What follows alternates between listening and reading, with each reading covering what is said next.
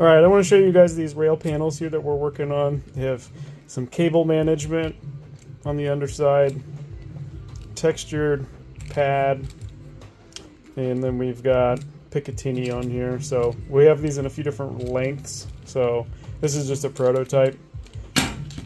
Got one of these guys. Let me just show you what it looks like real quick.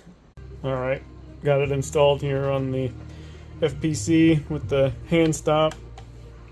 It's a very nice texture here. I like it.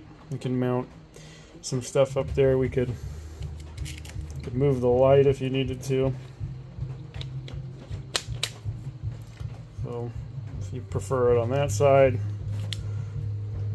So yeah, what do you know? What do you think?